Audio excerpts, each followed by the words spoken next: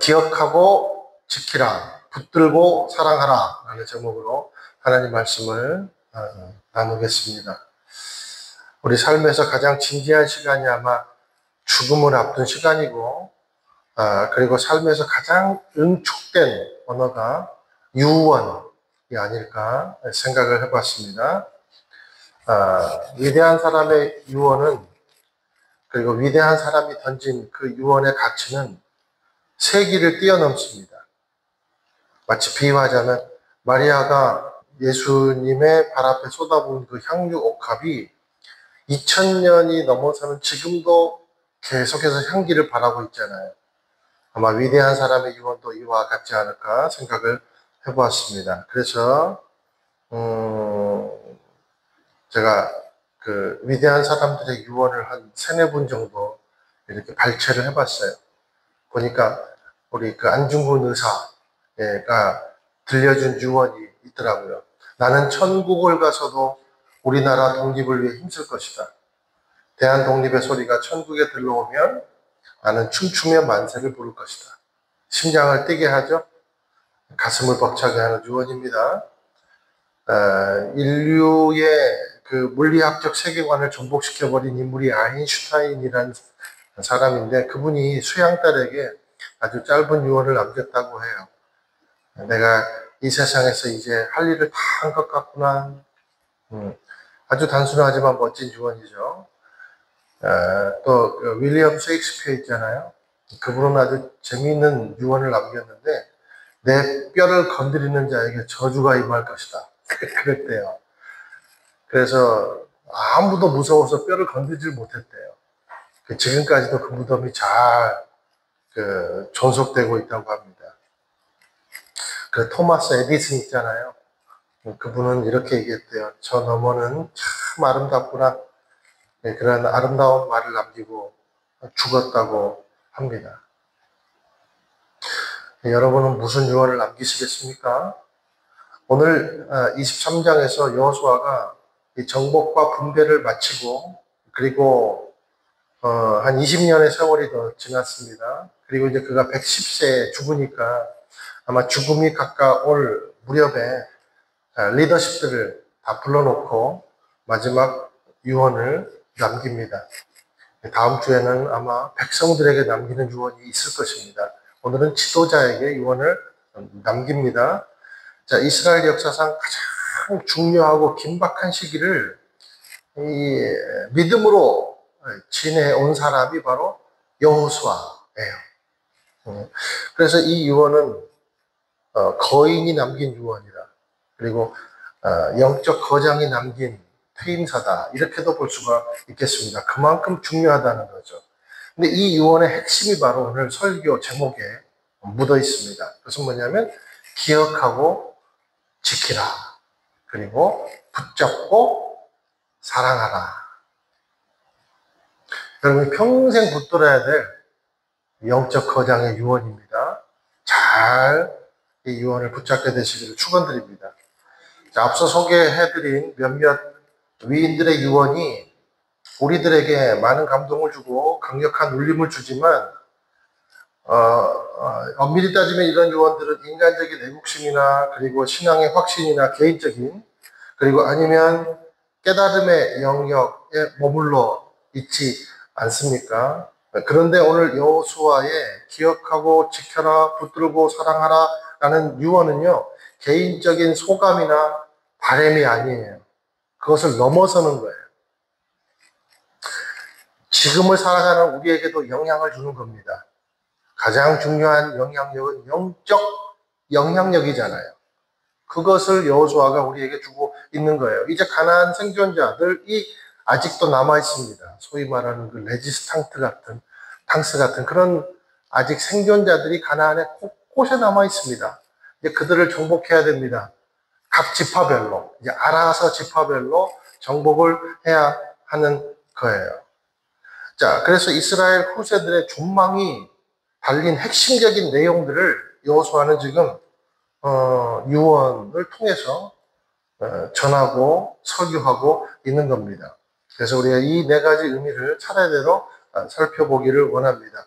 거장이 남긴 유언 첫 번째, 기억하라입니다. 기억하라. 하나님이 행하신 일을 기억하라는 거예요. 우리 3절에서 5절까지 함께 한번 읽어 보실게요. 시작.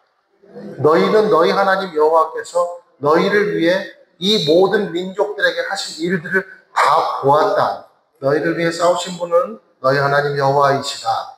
보라, 요단강에서 서쪽 대해에 이르는 남아있는 나라들, 곧 내가 정복한 나라들의 모든 땅을 내가 너희 지파들을 위해 제비 뽑아 유산으로 나눠 주었다.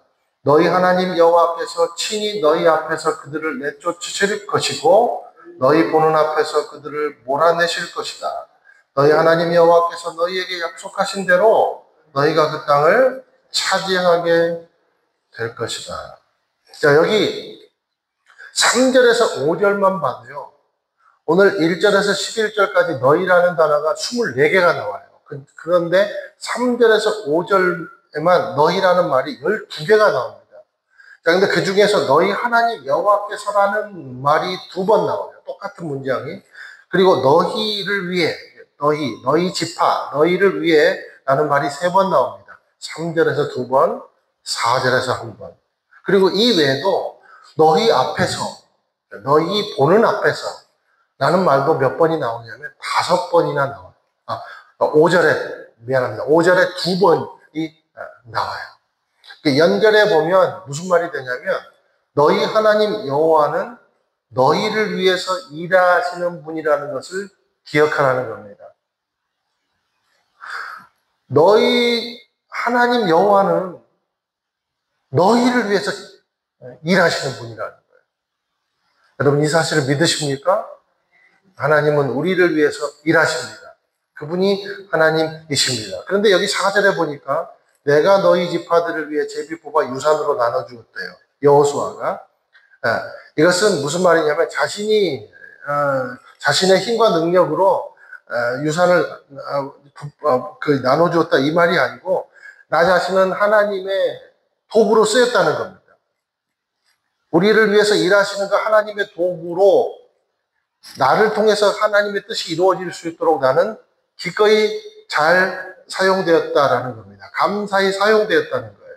그러니 이런 도구로 내가 쓰임받았으니 얼마나 감사하고 영광스러운 일이냐라는 의미입니다. 여러분 여호수아도 포로민이었잖아요. 포로에게 무슨 희망이 있습니까? 평생 그렇게 살다가 죽는 거죠. 그런데 하나님이 탁 픽을 하신 거예요. 아브라함도 마찬가지예요.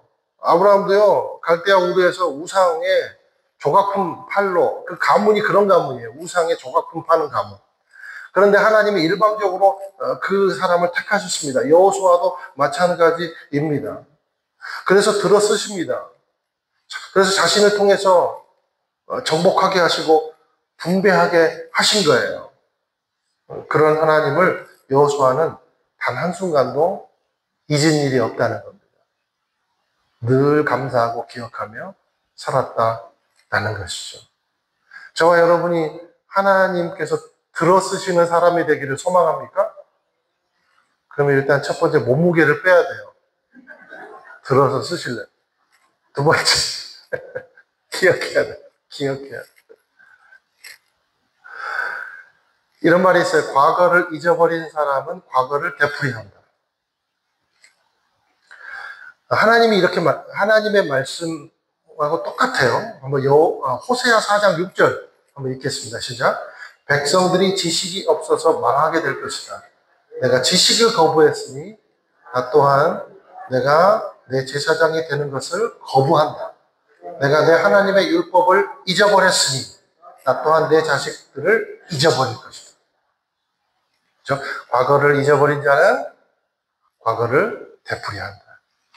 우리 예레미야 2장 32절도 보실까요? 시작. 처녀가 자기 장식품을 잊을 수 있느냐? 신부가 그녀의 예복을 잊을 수 있느냐? 그러나 내 백성들은 나를 잊어버렸으며 그날들을 셀 수 없구나. 과거를 잊어버린 자는 과거를 되풀이합니다. 마음과 기억을 못하는 것은 죄의 일종이에요. 죄인의 습성이에요. 안 되면 조상 탓, 잘 되면 자기 공. 그것이 인간의 습성이 아니겠습니까? 그런데 하나님이 왜 여호수아를 세워주고 인정하셨을까? 하나님이 다윗이 그렇게 죄도 많이 짓고 실수도 많이 하고 아주 큰 죄도 졌잖아요. 그런데 하나님은 다윗을 그렇게 샘나게 편들어 주시고 그렇게 사랑해 주실까? 왜요? 자기가 어떤 존재임을 망각지 않기 때문에. 자기가 어떤 존재임을 기억하기 때문에. 나는 미물에 불과합니다. 하나님 말씀하셨어요. 이스라엘, 너희는 지렁이다. 그것을 기억해라. 나는 미물에 불과합니다. 나는 하나님이 없이는 아무것도 될 수가 없습니다. 라는 철저한 자기 인식이 있었습니다. 하나님 앞에서 자기 존재를 망각하지 않는 거죠. 기억한 거예요. 과거를 잊어버린 자는 과거를 되풀이한다. 하나님은요, 배은 망덕하는 자를 싫어하십니다. 기뻐하지 않으십니다. 여러분, 배은이 뭡니까? 배은. 배은이요, 배자가 등배자잖아요. 등배. 그리고 뒤배. 은혜의 은. 그러니까 뭐예요? 은혜를 맨날 뒤에 놓고 사는. 뒤에 있으니까 기억할 수가 없죠. 그래서 나에게 어진 행동을 해주시고 나에게 은혜를 베푸신 그것을 덕을 잊어버린다는 겁니다. 왜요? 은혜를 뒤에다 놓고 사니까. 기억을 못하니까요. 여러분, 우리의 삶에는요, 여러분, 보이는 은혜만 있는 것뿐만 아니라 보이지 않는 은혜도 있어요. 저와 여러분이 오늘 여러분의 삶 속을 가만히 들여다보면 여러분이 죽을 뻔한, 그리고 여러분이 사고당할 뻔한, 여러분이 위험에 처할 뻔한 그런 일들이 어떤 사람은 10m 앞에서 지나간 사람도 있고, 어떤 사람은 5m 앞에서 지나간 사람도 있고, 어떤 사람은 1m 앞에서 지나간 사람도 있고, 어떤 사람은 딱 1mm 앞에서 지나가는 인생들도 많아요. 근데 나는 그것을 깨닫지 못하는 거예요. 그게 은혜입니다. 보이는 은혜, 보이지 않는 은혜. 그래서 우리는요, 결국엔 은혜로 죽고 은혜로 살아요. 하나님의 은혜로 내가 죽은 거예요. 그리고 은혜로 산 거예요. 본어게. 결국 은혜로 죽고 은혜로 산 겁니다. 그게 죄인이 하나님의 자녀가 된 우리의 정체성이라는 거죠. 여러분, 이스라엘 백성이 그랬습니다. 이스라엘 백성이 광야 40년 동안 신발이 헤어지지 않았대요. 신발이. 무슨 쇠로 만든 신발인가? 그리고 여러분, 6월절 당시를 생각해 보세요. 6월절과 그리고 홍해를 건널 때 이스라엘 백성들이 또 애굽의 10대 재앙이 한 6개월 정도 있었거든요. 그때 단 한 사람이라도 죽은 사람이 있나? 이스라엘 백성들. 단 한 명도 없어요. 출애굽할 때 홍해를 건널 때 어떤 사람은 류마티스 관절염 때문에 못 건너가고 어떤 사람은 코로나로 격리돼서 못 가고 어떤 사람은 심장마비로 쓰러져서 못 가고 그런 사람 단 한 명도 없었어요. 다 하나님께서 건강 주셔서 건너가게 하십니다. 은혜로 사는 겁니다. 여러분, 모압과 암몬, 그리고 기억해 보세요. 우리가 많은 전쟁이 여호수아 때 있었잖아요. 모세부터 시작해서 모압과 암몬, 그리고 여리고, 그리고 아이성, 그리고 기브온 거민을 위한 전쟁, 그리고 북쪽 가나안의 하솔 왕, 연합군, 메론 물가의 전투 다 기억하시죠? 모두가 다 다윗과 골리앗의 싸움처럼 비교가 불가한 전쟁이었다는 거예요. 마치 조기 축구팀이 메시 11명과 싸우는 그런 꼴이죠. 저도 제가 배드민턴을 잘 친다고 생각해가지고 한 3년 구역 되니까 자신감이 생겨가지고 그 남녀 혼합 코치가 오셔가지고 한판 붙자고 그러더라고요.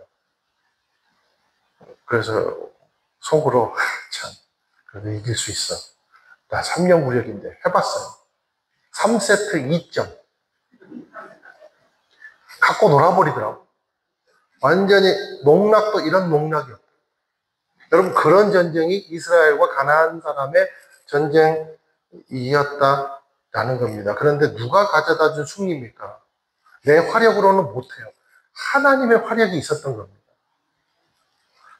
그래서 오늘 말씀에 너희 하나님 여호와께서 너희를 위해 싸워주셨기 때문에 이겼다는 거예요. 그것을 기억하라라는 거예요. 결국 하나님의 은혜를 기억하라라는 겁니다. 배은하지 말라는 거예요. 우리에게 주신 하나님의 한량한 은혜를 늘 기억하고 감사하는 삶이 되기를 예수님의 이름으로 축원드립니다. 그것만 잘해도 하나님이 기뻐하세요. 은혜의 기억을 왜곡하고 자기 공으로 재편집하는 배은혜 성도가 되지 않기를 주님의 이름으로 축원드립니다. 거장의 두 번째 유언, 지키라 하는 거예요. 지키라. 6절 한번 읽어보실게요. 시작. 그러므로 너희는 용기 백배해 좌우로 치우침 없이 모세의 율법책에 기록된 모든 것을 지키고 실행하라. 두 번째 유언, 지키라. 여러분, 이 지키라는 것은 여호수아의 어떻게 보면 삶의 궤적입니다. 모세의 삶의 궤적이기도 하고 여호수아의 삶의 궤적이 지킨 거였어요. 여호수아는 모세가 죽고 이스라엘을 이끄는 새로운 리더가 돼서 이제 정복전쟁을 치러야 되는 아주 긴박한 순간에 처한 그런 사람이었습니다. 얼마나 불안하고 두려웠겠습니까? 지도자도 죽었죠. 당장의 여리고는 눈앞에 보이죠. 그래서 근데 하나님이요 여호수아에게 직접 나타나 말씀해 주세요. 모세에게 이때까지 말씀하신 하나님이 여호수아에게 직접 나타나서 말씀을 해 주세요. 그게 여호수아서 1장 7절, 8절 말씀인데 오늘 6절 말씀과 동일해요. 한번 읽어보실까요? 시작. 오직 마음을 강하게 먹고 큰 용기를 내어라. 내 종 모세가 내게 준 율법을 다 지켜라. 그것에서 돌이켜 좌우로 치우치지 마라. 그러면 내가 어디를 가든지 잘 될 것이다. 이 율법책이 내 입에서 떠나지 않게 하고 그것을 밤낮으로 묵상해 그 안에 기록된 모든 것을 지켜 행하여라. 그러면 내 길이 번창하고 성공하게 될 것이다. 자, 오늘 여호수아가 유언을 남길 때 그때의 그 초임 리더십으로 세워졌을 때 그때 하나님께서 직접 나타나 주신 말씀을 지금도 똑같이 주문하고 있는 겁니다. 이것은 무슨 말입니까? 그때 주신 하나님의 말씀을 지금도 나는 지켰다는 거예요. 110세가 가까워오는 그때까지 나는 하나님의 말씀을 기억하고 지켰다라는 겁니다. 그러니 너희들도 나처럼 지켜야 용기 백배 될 수 있다. 그래야 담대할 수 있다. 그래야 내 앞에 오는 적군을 일당천으로 이길 수 있다는 겁니다. 그것은 다름 아닌 어디서 온다고요? 지키는 것에서 온다. 라는 겁니다. 사랑하는 여러분, 말씀을 지키는 것은요, 상대적 조건도 아니고요, 최적의 조건도 아니에요. 절대적 조건입니다. 여러분이 좌우로 치우치지 않아야 된다는 하나님의 이 말씀은요, 최적의 조건도 아니고 상대적 조건도 아니고 절대적 조건이에요. 그래야 후대가 복을 누린다라는 거예요. 이 지키다라는 말을 원어로 보면 샤마르라고 해요. 샤마르, 지킨다, 지키라. 샤마르. 이게 무슨 의미냐면 지키라, 보존하다, 주의 깊게 관찰하다, 그리고 재밌는 게 경비를 서는 것도 이 샤마를 지키다, 경비를 서다. 그러니까 보세요. 얼마나 하나님의 말씀을 지키기를 소원하면 잠을 안 자고 경비병이 마치 보초를 쓰는 것처럼 하나님의 말씀을 지키는 거예요. 이게 재밌잖아요. 그러니까 하나님의 말씀이 내게 보물이에요. 보물처럼 너무 귀하게 여겨져서 온전하게 보호하려는 적극적인 어떤 행동과 의지를 말하는 것이 샤마르라는 겁니다. 그러니까 말씀이 삶의 모든 행동을 가름하는 잣대가 된다는 거죠. 저와 여러분이 여러분의 삶을 가름하는 잣대가 뭡니까? 친한 사람이 한 말이에요. 하나님의 말씀인 줄로 믿습니다. 나에게 돈 주는 사람이에요. 하나님의 말씀인 줄로 믿습니다. 절대적 기준입니다. 그래서 부가, 부연 이렇게 설명을 지금 여호수아는 하는 거예요. 7절 읽겠습니다. 시작. 너희 가운데 남아있는 이 민족들과 내지 말라. 그들의 이름으로 맹세하지도 말라. 또 그들을 섬기거나 그들에게 절하지도 말라. 자, 말씀을 지키려는 마음보다 자기 생각이나 이념이나 그리고 헛된 것에 유혹에 물들면 반드시 좌우로 치우치게 되어 있다라는 겁니다. 여러분, 우리 현대 교회가 만몬주의, 자본주의, 그리고 번영신학, 그리고 기복주의에 물들어 있다고 보통 평가하잖아요. 왜 그럴까요?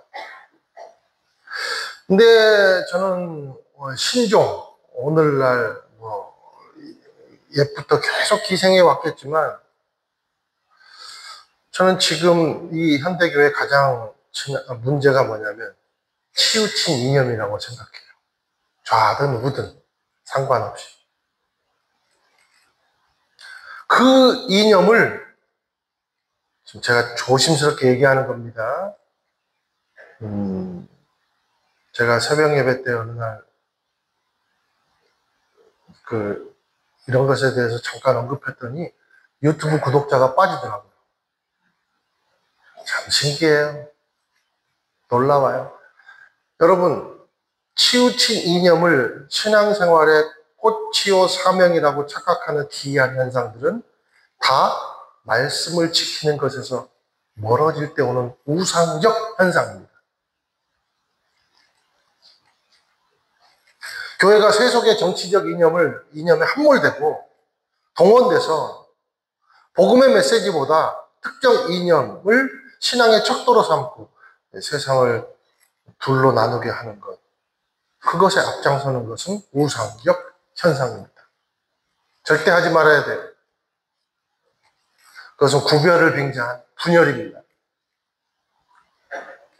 나는 안타까워요. 교회가 내 편이면, 내 이념과 딱 맞으면 그 사람이, 그 정치인이 무슨 짓을 해도 우상과 짝하고 이단과 짝하고 막 나라의 곳간을 막 거덜내고, 그래도 나와 맞으면 추앙을 해주고 눈물을 흘려주고 용서하고.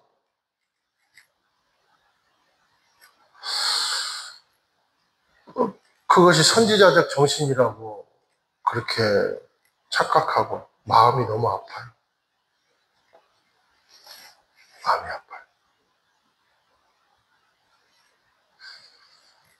대형 교회로 갈수록 이런 위협이 더해집니다. 제가 올 초에 많은 분들이 모여있는 곳에서 좌우로 치우치지 말라는 그런 설교를 하고 단을 내려왔는데 눈빛이 달라. 장로님 몇 분을 잃었어요. 여러분, 목사도요 얼마나 유혹당하는 줄 아세요? 저도 엄청 유혹당해요. 왜냐면 목사도 인기 먹고 살거든요. 몰랐죠? 목사도 연예인의 가진 그 시각과 그 감정을 똑같이 느껴요. 모르셨죠?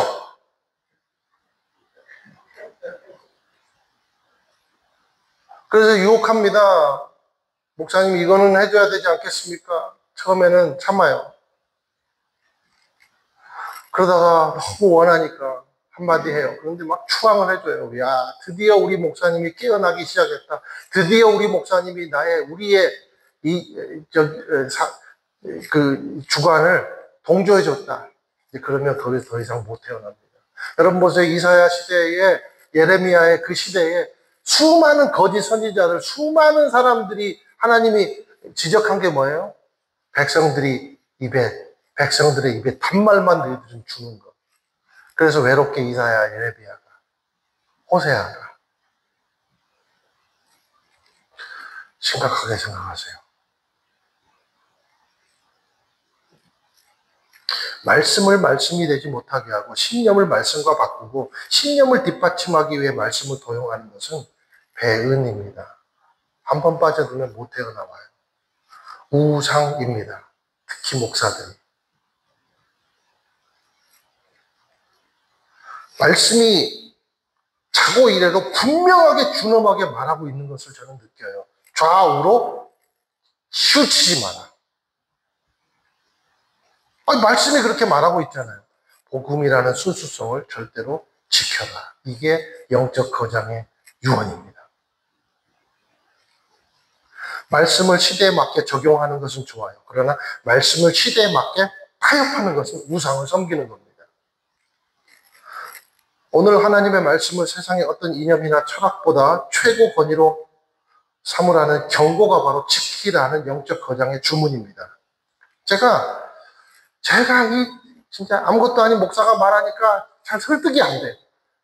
그래서 제가 너무나도 존경하는 스탠리 하워스라는 신학자가 있어요. 미국의 출신의 세계적인 신학자이자 윤리학자가 그의 책에 이런 말을 썼습니다.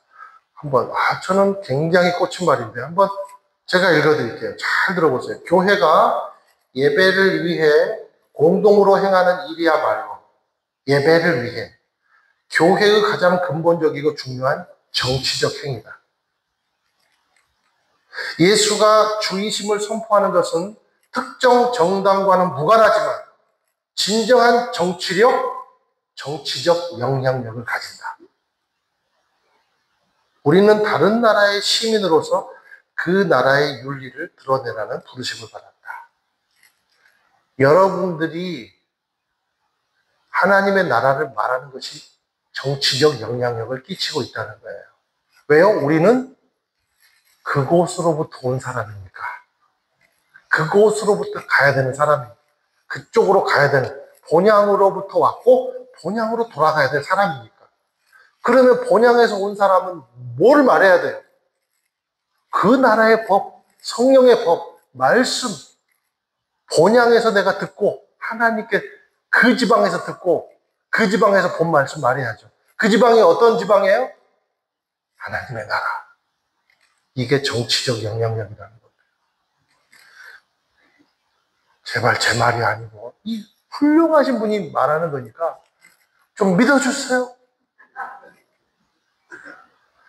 그리스도인들은 오직 예수 그리스도의 십자가 복음만을 삶과 선교의 유일한 기준으로 삼도록 해야 됩니다. 도전해야 됩니다. 그래야 우상을 섬기지 않는 교회가 됩니다.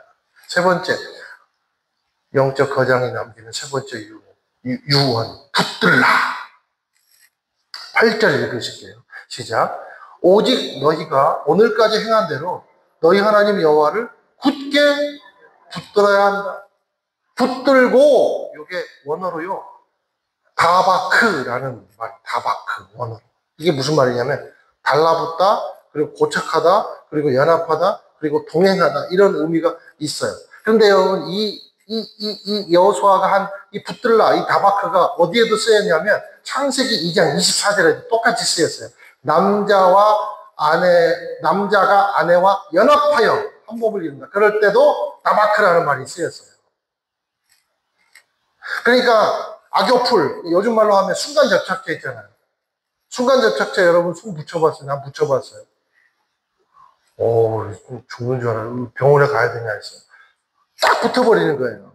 그러니까 하나님과 내가 이게 붙어버린다는 것은 어떤 인격과 인격이 분리가 이제 불가능한 친밀함.